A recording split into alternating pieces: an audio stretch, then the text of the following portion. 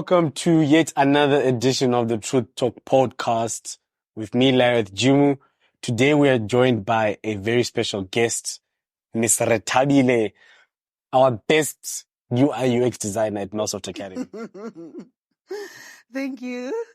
Thank you for welcoming me back, Larreth. Yeah, welcome. So today we're doing an interview.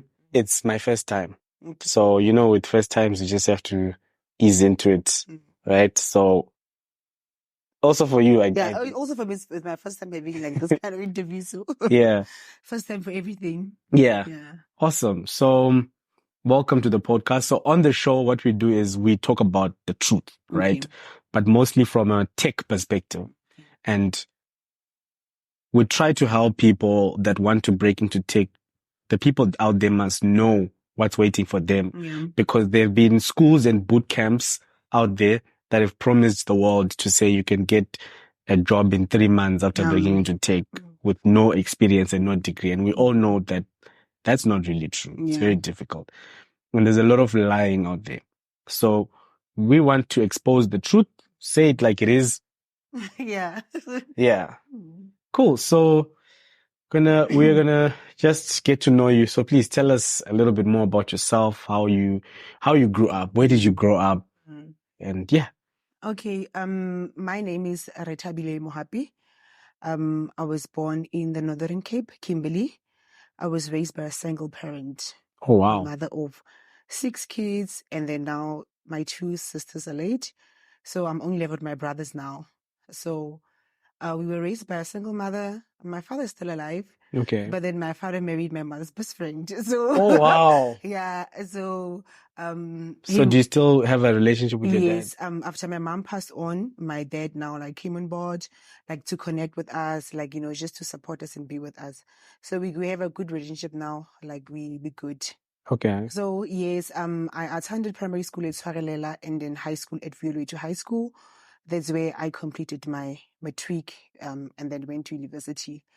How was it growing up? I grew up from a very loving family, a very fun family. We were very loud. Yes, you were 6. Yeah, Okay. 6, very loud. We love dancing, watching sports. Okay. My siblings are very fun. Also, each and every family has its own disadvantages, but also a God-fearing household. Okay. My mom would always encourage us to actually go to church, and she was open for you to go to any church you want to go to. Really? Yeah, if you want to go to ZCC, go to ZCC, but as long as you're in the house of the Lord, that was her biggest motivation. Yeah, that's about it. Oh wow. And how are you, the firstborn or? No, I'm the last born. You have a last born. I'm the last born of the special one, the spoiled one. Not really. Yeah. I have this thing because I have my brother, right? So in my family, there's 5 of us, but I have one brother that I'm closer to, and from my mom's side, he's the youngest. Whenever we want something from mom, just like you, I was also raised in a single mom. Yeah. I would send him the last born, and he just gets away with everything. Yeah, I think that's what used to happen, Carol, with my sister, my older sister, because now we actually grew up mostly early 5 siblings, because my other sister passed on when she was very young. Oh no. So yeah, with my older sister, it was like that. In most cases, when she wanted something or wanted to tell mom something, she would always send me through, hey, go there. Yeah. Yeah. There's something about the last born. And apparently parents do listen to us mostly, hey, more than anyone else. I wonder why. Do you know why? Why is this? I think parents, when they have kids, their first kids, they are trained to say, hey, you must raise these kids in a certain way, harshness. Yeah. But then as they grow older, they become more relaxed and just let kids be kids. So when the last born one comes, they're already maybe tired and they can't don't be have chasing. the energy. Yeah, makes sense. Yeah, I don't have that whole entire energy to do a lot of things. So yeah, they're just more patient. And this other lady once said to me that he doesn't even yell at her child anymore, because now kids of today, they even commit suicide. When you tell them any bad word or you say anything, they just want to commit suicide. That's how bad it is. Our generation is different. It's different. I think people have have become very weak Ne? nowadays. Because back in the day, when you did something wrong, you knew the belt was coming for you. Exactly. So you would not want to do anything Yeah. wrong. But now you can change. There was this very, very weird incident. I was with Ashton, actually. We went to Cape Town. We were at the beach, and there was this mother, and she had her daughter. Well, looked like a daughter. Hair was long, blonde hair, dressed in a dress and all that. And they were running all over the beach. And then they wanted to pee. So weirdly, they just pulled up their dress and started to pee like a guy. And then we did this. We saw a male genital. And then we were like, what's going on? It's like this new generation, they are just allowed to do whatever they anything. want. I think the parents are just letting them be whatever they want to be. Shame. Yeah. I think also it's because of this suicide. I think parents are scared of suicide, and they've seen that in the past years, like suicide has been going up so high, young people committing suicide, and now they're just trying to, just give these kids anything, but it's not a good thing. There's like a lot of disadvantage. Yeah. Wow. Okay. And then when you grew up, I know you have a degree in IT. Where did you do your degree? I did my degree at Supply University. Okay. It's a university in the Northern Cape. Okay. It's like now 10 years old. Yeah. You want me to tell yeah, you? Tell me more. How was the experience? My experience, it was like absolutely amazing. Like, I don't want to lie. Before I actually went to Supply University, I was supposed to go to Bloemfontein to study in Bloemfontein. So, and then now my mom started to become sick, and then there was like no one to take care of my mom at home. So I was like forced to get a university that is like, or a college nearby home, like something that is close. Okay. So Supply University was like the closest university where I can go home anytime, So I applied them, and I did my diploma and my advanced diploma, my degree in information communication and technology. Oh, wow. Specializing in application development. So you're a proper dame. Yeah. Yes. Okay. In application development. And then Supply University is such a great university. When like someone like for myself who's not from like a privileged great background where there's money all over, when we got the SVST students, we provided with laptops. Oh, wow. So we had laptops, and not any other laptops, like high level laptops. MacBooks. No, not MacBooks. So not high. Yeah, but high, great quality. Okay. Yeah, we were given laptops, and then another advantage with that is that I was willing or allowed to even stay on res. So I was not staying at home. I was staying at residence, and we were getting food. So we were getting great accommodation, free Wi-Fi. So the resources were actually absolutely amazing. We didn't really have that student struggle, or I didn't experience it where, you had to go to bed hungry or study hungry. And that's a real thing. That's a real thing. Or even have to like struggle with Wi-Fi or network connectivity. Everything was just there for you. So my life as a university student, I was more like an active student. So I was participating in a lot of things. I was a peer educator. I was a peer mentor. I was assisting in career affairs. I was an SRC member also. Okay. I was the politics. Yeah. Were you the president? No, I was an independent candidate actually. Okay. Like I was not in affiliation. Not EFF, not even SASCO. I was just independent. Okay. And the students voted for me. That's so nice. Wow. Yeah. So I managed to win the election, and I was a gender and safety officer. And then wow. I think I've said wow like 3 times now. Yeah. My journey as an SRC was really great. And then the project that I was most focusing on, it was more of assisting young people or my peers in terms of gender and safety, challenges with rape, challenges with peer pressure or STIs, STDs, anything like emotional, mental health around campus. And also, I was serving also in an ICT committee. Wait, but whilst you're still there, tell me, what are some of the biggest challenges that you would hear from people coming to you that were at university? What are people struggling with out there? Struggling to accept themselves mostly. Like a lot of students, for example, I'll mention a few. Boys, when they get to university, that's when they get to loosen up. You find out now, okay, I'm a gay. want to be free, okay. like Yeah. struggling to find themselves who I am. So when they were there, that's when they get the exposure to be free and who they want to be. Another thing, it was the STI and the STD in the It's a university. real thing. It's a real thing. Like students are not really protecting themselves. So it was the one thing that they were actually dealing with in most cases. And also violence, those boys and girls fights, relationship drama and all those things. But it was manageable, but very stressful because you're dealing with different people from different personalities. Yeah. And also your life somehow is in danger because now you are involved and you don't have to be biased. You have to support both the victim and the person who's, doing all the Violence, like what?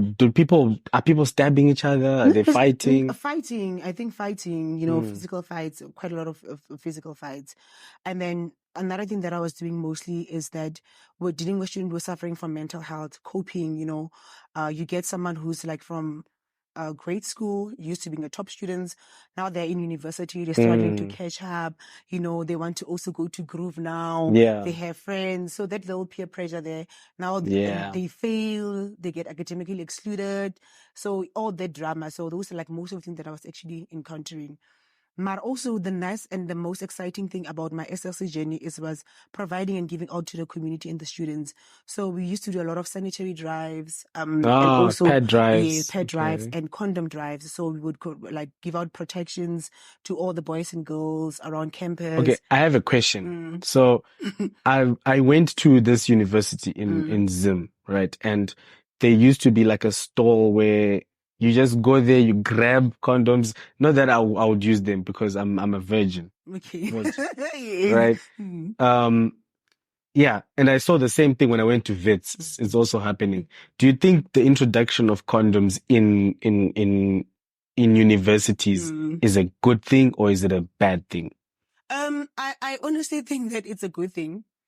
And also a bad thing. There's advantage and disadvantage to it. Yeah. Because somehow like, you are motivating them to do it. Yeah. But at the same time as that, many of these students are like actually shy to even go buy these protections. Or even when you provide them or serve them out there, they don't want to take it. It's like, nah, I don't want that. Nah, I'm a virgin. Like, yo, I don't want that. I'm not doing this. But when they're in the bathroom, in a space where it's only them who can actually, you only see yourself taking, no one can see you, they can easily steal and use it. So that way is just to motivate and also encourage students to make use of protection in most cases. Yeah. Because STIs are actually real things. They're They real. can cause infertility, it's just a lot with them. It's just a lot with them. So, and a lot of students have been suffering from that. So them being there is a motivation to say, even if you're not going to use it, just have it with you.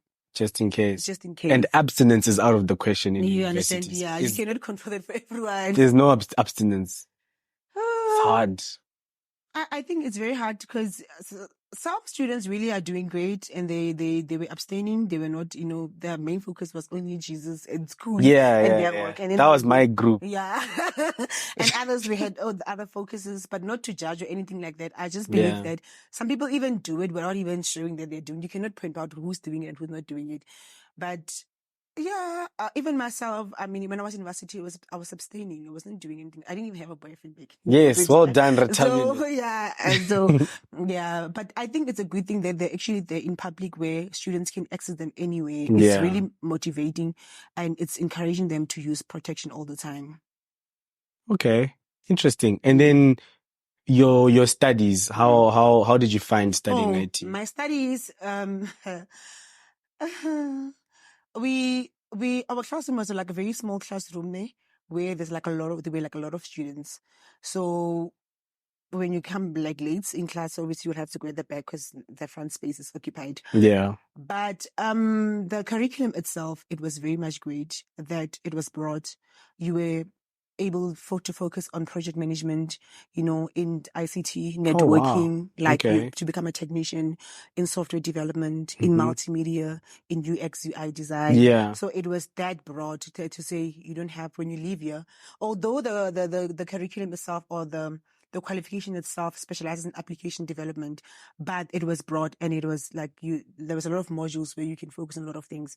Okay. And then the one thing that I was challenging or was struggling with, me personally, with my studies is with under pressure, like Pressure. pressure.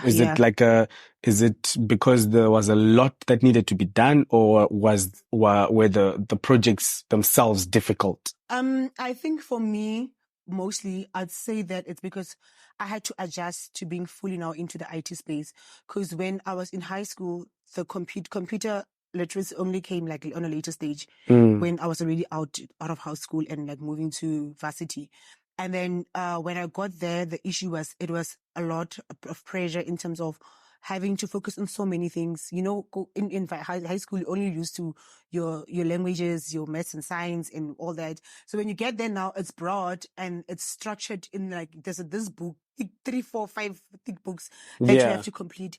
And then there's like test after test and project after project. Yeah. And it was just overwhelming at some point, you know, but I think what helped me is the internet, you know, and also perseverance, just having the hunger to be here and the love for tech, you know, because I really wanted to be in the tech space.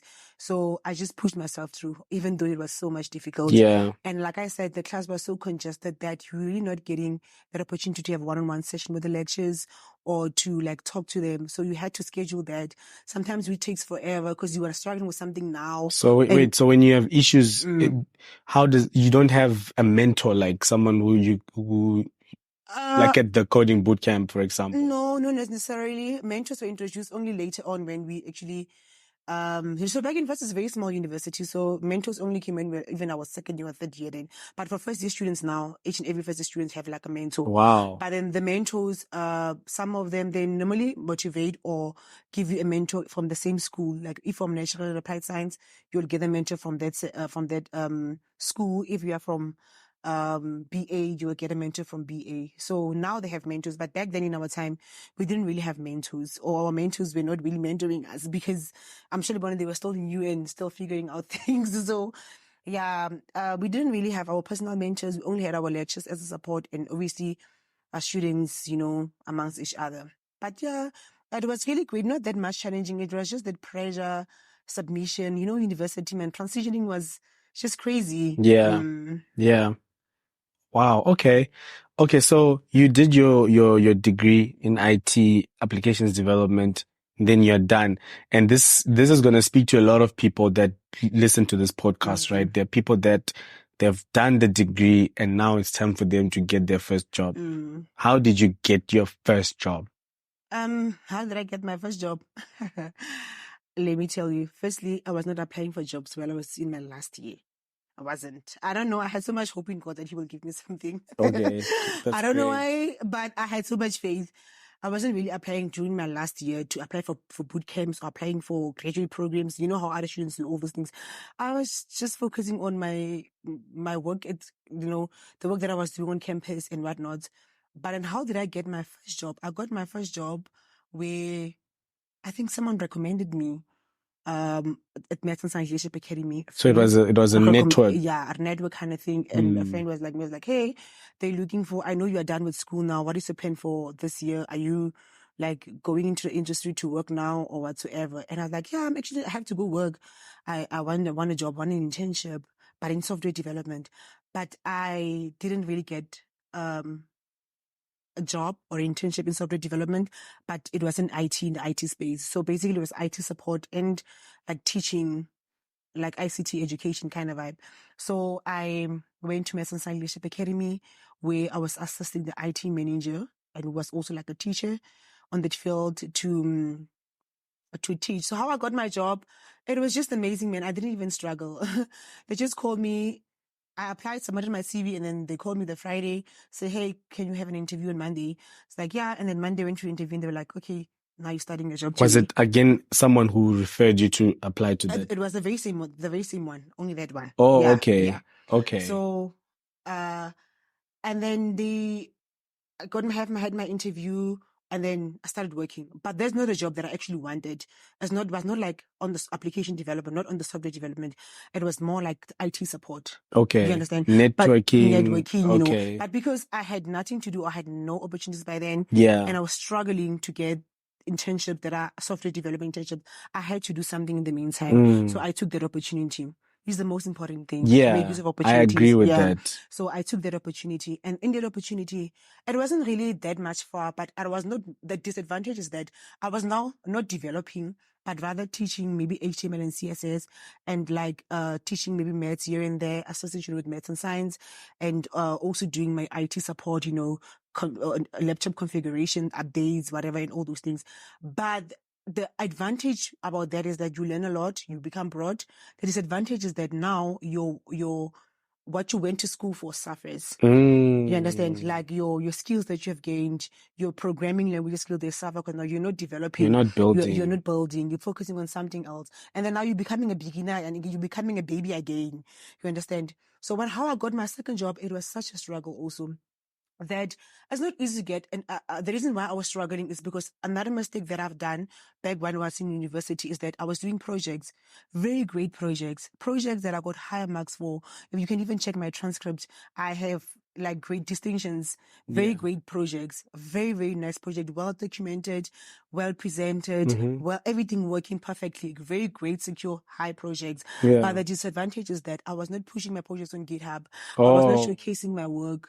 So everything was just there on my desktop. And then when it crashed, everything failed. Oh, I lost everything. Can you imagine that happening to you? That's the disadvantage. That's something that I didn't know. So hence I was struggling to get a job, work like a job now, because I had nothing to showcase. Yeah. But the nicest part is that at least I managed to restore some of them. And then that's how I now secured the current job that I'm having by showcasing my project that I've done. So yeah, that's how I landed my job. Yeah. Wow. Thank you so much for sharing that. So I'll touch on the two big things that you mentioned that really helped you get your first job. Besides the fact that you knew your stuff, like you said, you had your distinctions and everything, you were passionate, which is already one step ahead. You networked, right? Yes. It's so important. If you're listening to this, maybe you don't have a network yet. Maybe no one knows you. Get yourself out there, put yourself out there, go to events, conferences. And I always see you posting at Microsoft. That's my life. Yeah. I love events. Yeah. Even, like I'm saying, even at university, there's little seminars, webinars. I was always that one student to attend. Students don't attend those things on campus. They don't.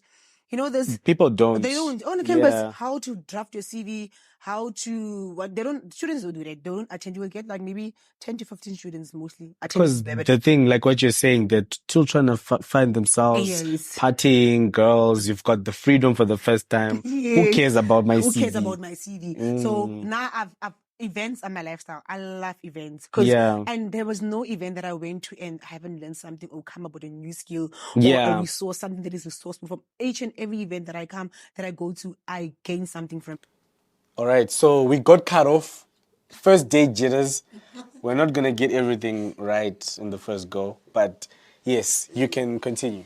Oh, yeah. The question was with regards to where to get this event. Where to get events, yeah. Like I said, LinkedIn, most importantly, IT Web is also one of the platforms that I'm using. Okay. And Microsoft has mostly these events also when you join your developer community on Microsoft, and also Google has these for different sections, mostly like Pretoria, Johannesburg. You can get these events there. And I think mostly others are like through invitations. I mean, in social media, like your TikTok, I mean, you are, Melsoft is mostly on TikTok. You will see that, okay, they were inviting me to an event. So just make use of the opportunity. So social media, mostly, that's where you get these events. And also, I think with your connection, I mean, if you're connecting with engineers like yourself, they will share common knowledge or common events. So that's where you will get. But then if you're now following someone who's doing Bachelor of Arts, and you're going to those events, you understand? So it's different. So also your network, it's your network, like they normally say. So follow and connect with people who are in the same industry as you, and that will help you to actually be connected, stay connected. Great. And if you could go back in time, let's say you could go back to when you were still 16 years old or 17, you're about to finish matric, and you have all this knowledge that you have now, what would you tell 17-year-old Rethabile? What I would tell a 17-year-old Rethabile is that nobody can take away your career from you. Focus on your career. The reason why I'm saying that is that when you are in high school, you know, we have this little excitement or disturbance, be it boyfriends, be it our matric dance, be it whatever we might be focusing on that might disturb us, ne? And then we don't take our academic that seriously. I have friends who didn't complete matric. I have friends who who were good in high school but never got to university. I had friends who were doing great throughout the whole entire year in high school and then failed matric. Not because of their dumb or anything like that, because of their lacked perseverance. So one thing that I'll tell my younger self is that you should have put more effort on your career. Like I did good and I'm proud of myself.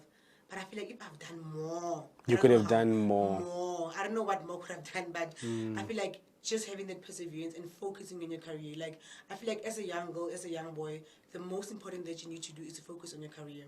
I mean, for now it might seem like it's nothing. You don't care. You know, Yeah. it's just the career, it's just high school. But you know that matric certificate can open so many doors for you.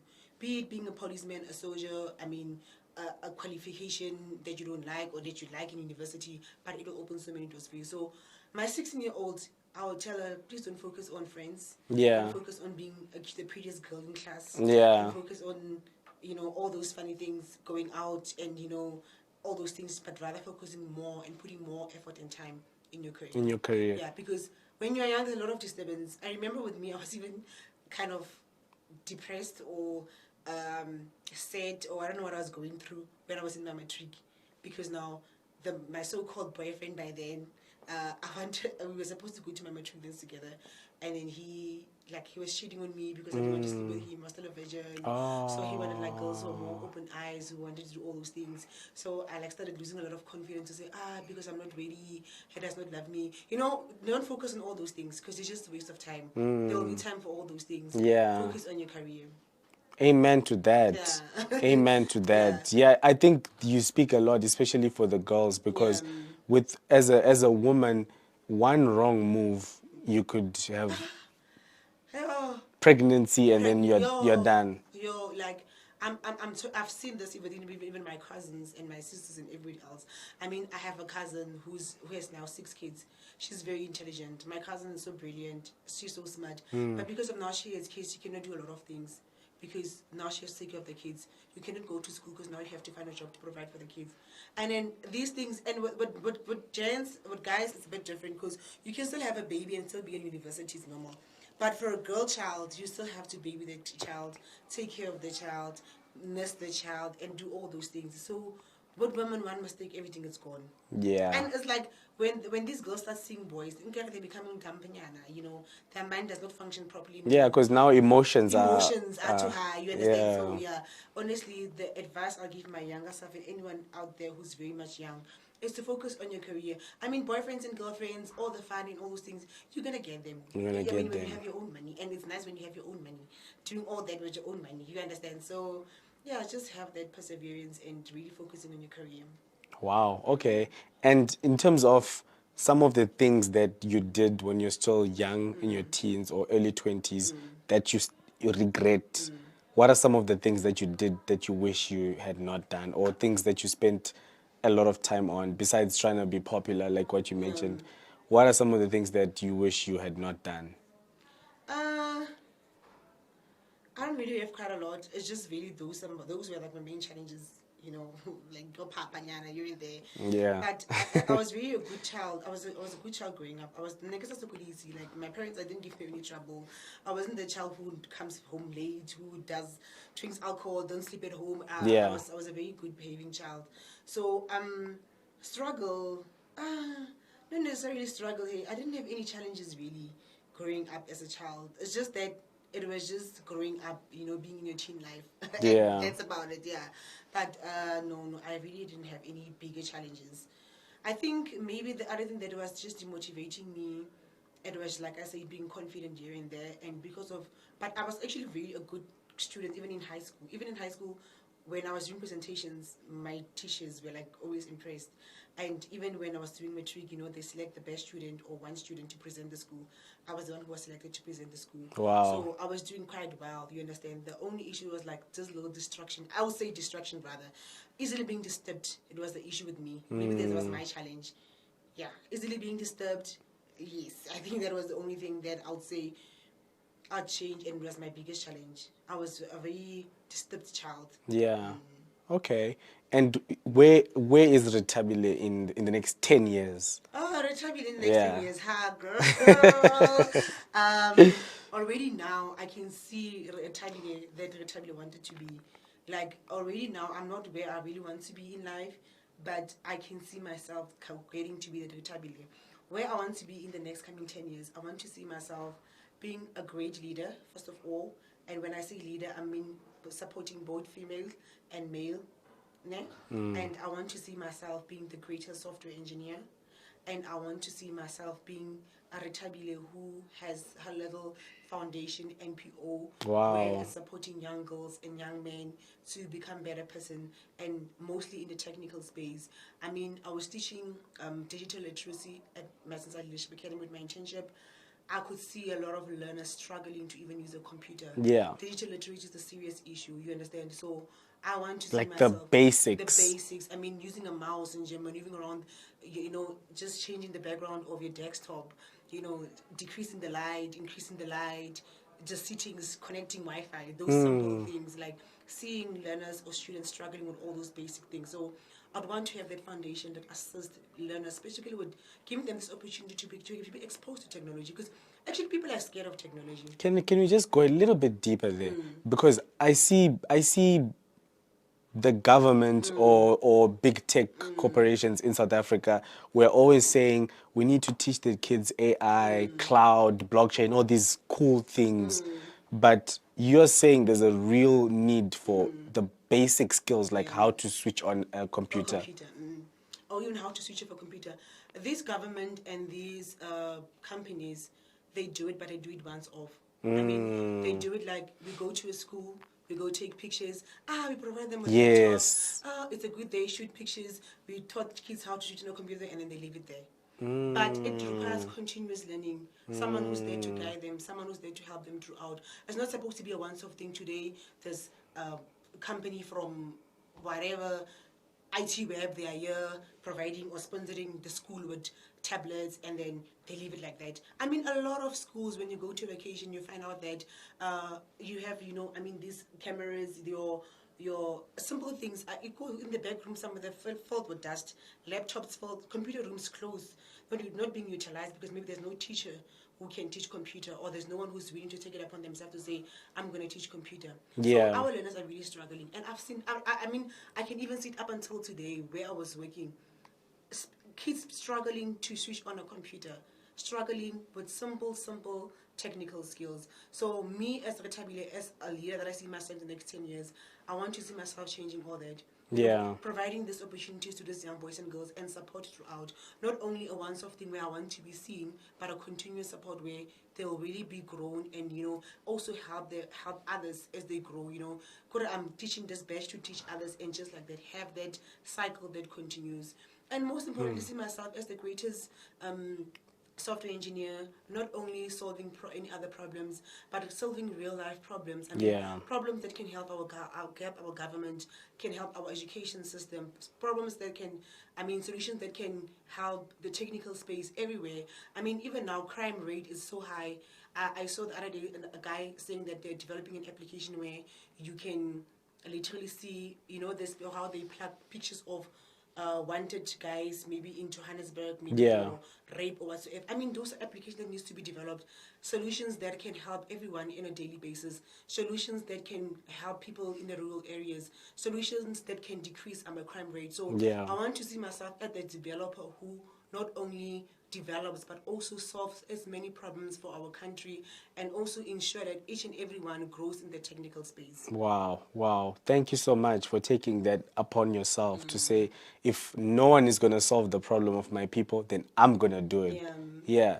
And if people want to reach out to you, and maybe someone is going to watch this and they want to sponsor you, or they just want to be a part of the journey, or how can they reach out to you? I'm just On LinkedIn, you can reach out on me on LinkedIn. I'm Rethabile Mohapi on LinkedIn, and then also you can also find me on Facebook as Rethabile Mohapi, and then on my TikTok also as Rethabile Mohapi. My Instagram also is Rethabile Mohapi. I'm not that. I do try to create content here and there. My Instagram is way too quiet, but mostly if you really want to connect with me, because I'm a very professional person, so I believe LinkedIn is the best space where you can connect with me. So check me out on LinkedIn as Rethabile Mohapi.